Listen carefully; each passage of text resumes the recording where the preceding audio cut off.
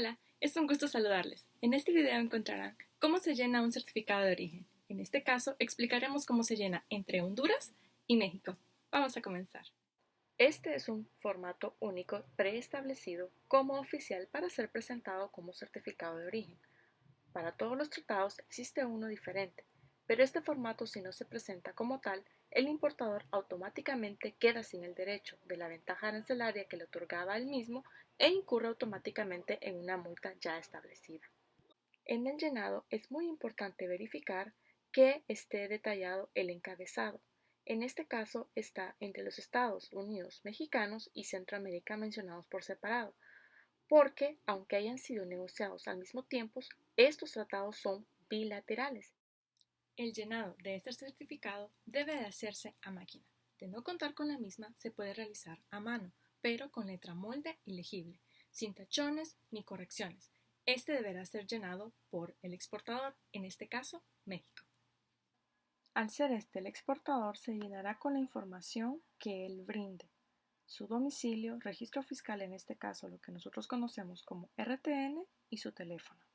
Con este campo tenemos que tener bien en claro que no se va a llenar a menos de que se realicen varias importaciones al año con el mismo producto.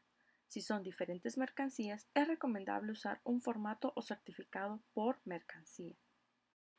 Aquí se detallarán el nombre, domicilio del productor, teléfono, número de registro fiscal y fax. En este tercer ítem se nos pueden presentar diferentes casos. El primero es que el certificado sea detallado con diferentes mercancías y estos no pertenezcan a un mismo productor. Entonces se va a escribir la palabra varios y se va a anexar la información con el listado de los productores junto a la mercancía que ellos producen. En el segundo caso, se puede dar que el exportador no pueda brindar esta información ya que es confidencial. En este caso, se va a escribir disponible a solicitud de la autoridad competente. Tercer caso que se puede dar es que el productor y el exportador sean el mismo. Entonces se va a escribir la palabra igual. En este cuarto ítem se va a escribir el nombre y domicilio del importador, en este caso toda la información aquí en Honduras. En este siguiente cuadro detallaremos toda la información por cada una de las mercancías.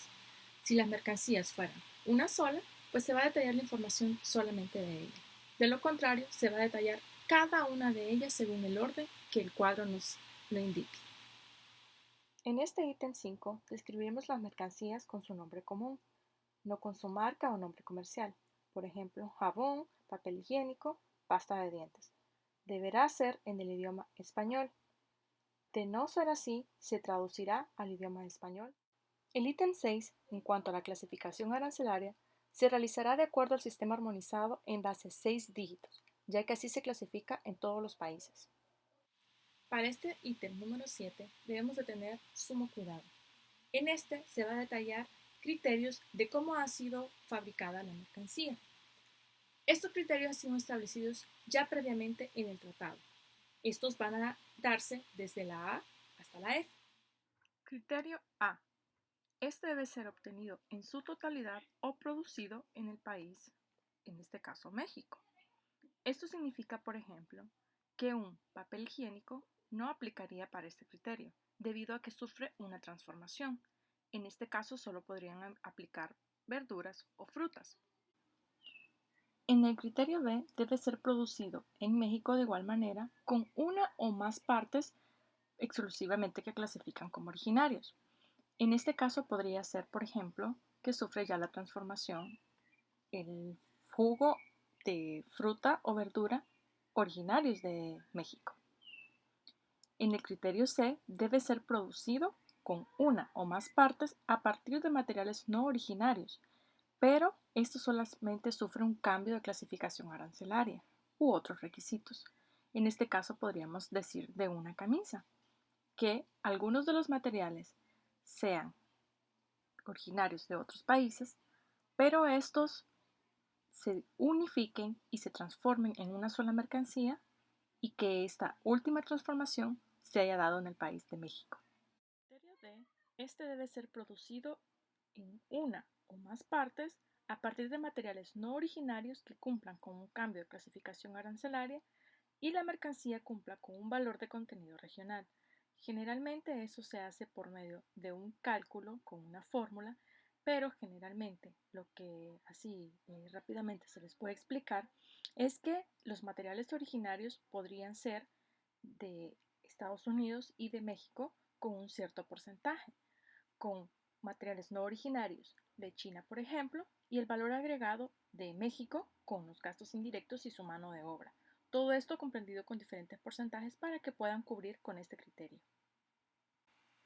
En el criterio E es exactamente igual al criterio D, con la excepción de que no se admiten materiales no originarios.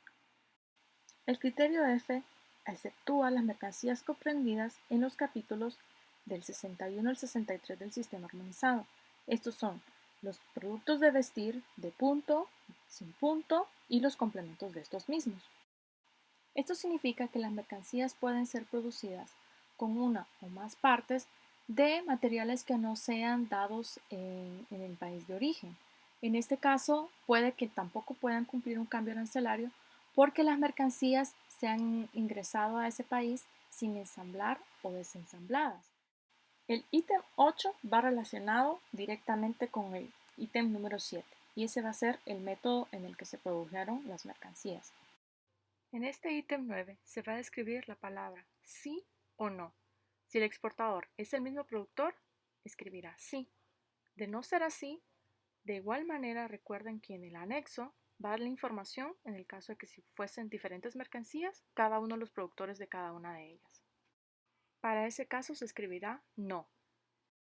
Este campo será llenado únicamente cuando el exportador sea el productor de la mercancía. Caso contrario se va a indicar que no. Si es afirmativo, este se va a llenar dependiendo del cálculo de origen de la mercancía que se utilizó mediante alguna de las instancias para conferir su origen. Se va a indicar de la manera siguiente: DMI, o sea, de minimis, MAI, o materiales intermedios, ACU, acumulación, y con las iniciales MMF si son mercancías y materiales fungibles. En este campo se va a detallar el país de origen de la mercancía, pero únicamente con sus iniciales. En este caso sería MEX, que corresponde a México. En el ítem número 12 se van a detallar observaciones. En ellas se puede detallar cualquier información que pueda ser relevante o que pueda reforzar el certificado de origen. Podría ser, por ejemplo, el número de factura comercial. También es importante que en el ítem número 13 nos demos cuenta que es una declaración jurada. Eso significa que toda la información que se ha detallado dentro del certificado de origen es verdadera. Por esta razón, únicamente son los autorizados para poder llenarla el exportador o el productor, ambos en el país mexicano. No puede ser llenado ni por el agente aduanero, ni por la agencia aduanera, ni por el importador aquí en Honduras. ¿Por qué razón? Porque esa información únicamente la conocen, como le expliqué anteriormente, el productor o el exportador. Este campo deberá ser llenado y firmado por el exportador o su representante autorizado, con su nombre, cargo, empresa que representa, firma, teléfono, correo electrónico y la fecha. En el caso de existir más mercancías de las que se puedan incluir dentro del certificado de origen, esta es la hoja de anexo que se deberá adjuntar. En ella, de igual manera, se deberá completar toda la información en cada uno de los ítems y ser firmada y sellada por el representante autorizado. Hemos completado el llenado de este certificado de origen. Es importante mencionar que cada uno de los certificados de origen cuentan con un instructivo de llenado. Se puede recurrir a él en dado caso que exista alguna duda adicional. No debemos olvidar, como lo mencionamos al principio de este video, que quien debe llenar ese certificado es el país exportador, en este caso, México. De no realizarse de esta manera, se puede perder la preferencia arancelaria ya adquirida e incurrir en una multa. Esto es todo por este video. Muchas gracias.